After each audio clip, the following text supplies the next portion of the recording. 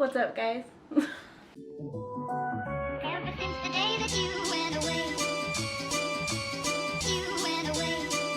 you've been sending flowers to me, flowers today, flowers today. Hello and welcome back to Life with Brea. It's Brea. Thank you so much for joining me again today. Today, as you can see by the title, I'm going to be talking about something that is not abnormal for a girl of color to have to deal with. Dealing with your racial identity. That can be hard sometimes.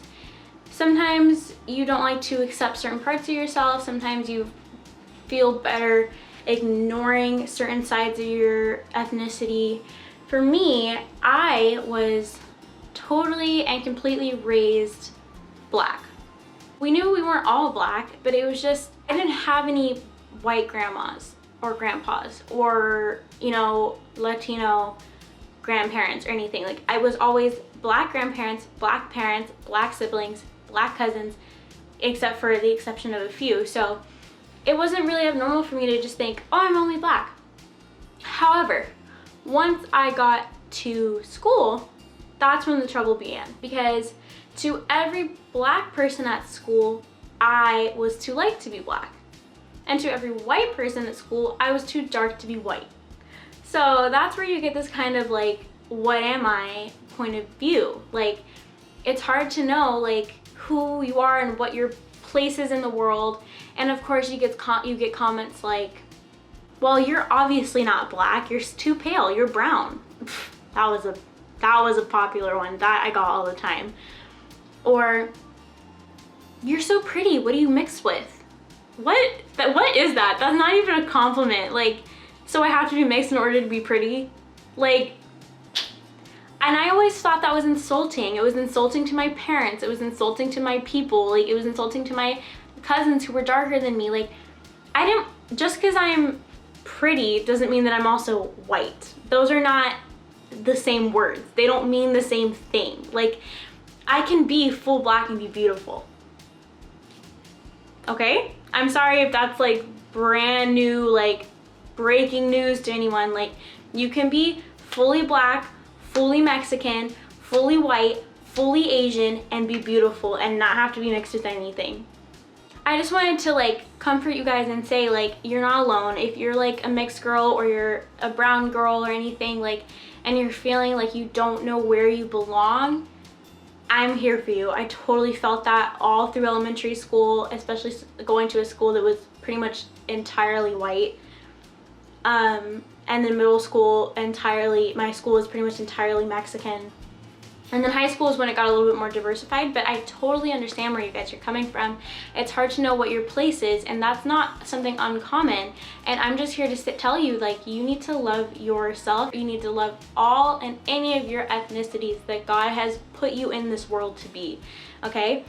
I'm not afraid to say that I'm in 40% white. I'm not afraid to say that I'm 60% Black. I love them both, and that's okay. It was funny because we didn't really know that we were part white until we took our ancestry test and it came back 40% European, and we were like, okay, well, didn't know that, but that's okay. And so I encourage you all to look into what your ethnicity is, because it really helps you. It's not the most important thing, but it definitely is important, and it helps you understand who you are and who you're supposed to be in this world. So I would definitely look into it at least.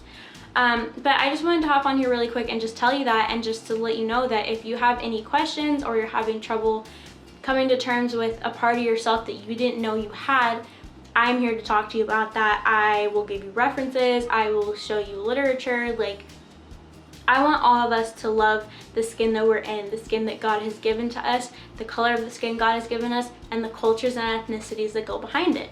And I think that's really important. So I just wanted to hop on here and say that, and maybe do a little bit more of a lighthearted conversation, because it's been kind of heavy lately, but I still want to keep the flow going with Black Lives Movement and everything that's going on in the world. I still want to talk about it. I want to talk to you guys about it. And so I thought this was right up the alley, like racial identity. This is something that a lot of people struggle with. I struggled with it forever. But now I've come to terms with who I am, and I love the skin that I'm in, and I hope that everyone else feels the same way about themselves, and if not, then I want to be a person that can help you with that. I hope that you all enjoyed the resources from the last week's video, all the literature and petitions and movies about Black Lives Matter and about Black people and brown people in general. And I hope you visited all the pages that I suggested that you visit, because they are all great YouTubers. Next video is going to be my Baking with Brea video. I'm super excited because it's been a minute since I did one of those. But I just wanted to say that I love you all very much, and I hope that you keep viewing my videos and keep enjoying them. We're growing faster than I expected, and I'm so grateful for everyone's support. I hope that if you feel like you're alone and you don't know where you fit into this world, and you don't know if you should speak up or not because you're not really sure if you're Black enough or you're not sure if you're white enough, let me tell you something. You belong exactly how and when God made you, okay? For such a time as this, right? We're meant to be here. That's what God didn't just randomly place you in this country with this skin complexion at this time in history. He didn't. He did it on purpose, and you need to use your voice and speak up. And if you're feeling uncomfortable, I think what is something that needs to be said is, why do you feel uncomfortable? You really need to focus inward and see, like, why do I feel uncomfortable speaking out against injustice? Why? Is it something to do with your own heart? Or is it because you feel like you don't belong? Because either way, that's not an option. You have to speak out. You have to speak for something. You have to stand for something or fall for anything, right? I don't know. I just wanted to come on here and rant a little bit and just explain that if you feel like you're too light to be Black or too dark to be white, you're not. You're perfect exactly how you are, exactly the way God made you, and expressing and acknowledging your racial identity, your ethnicity is very important, and you need to know where you come from, you need to know the history, and you need to be okay with it.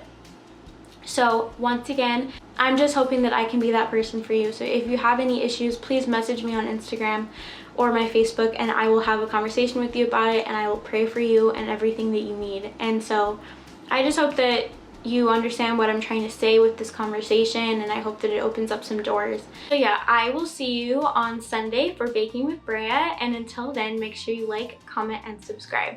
Bye guys.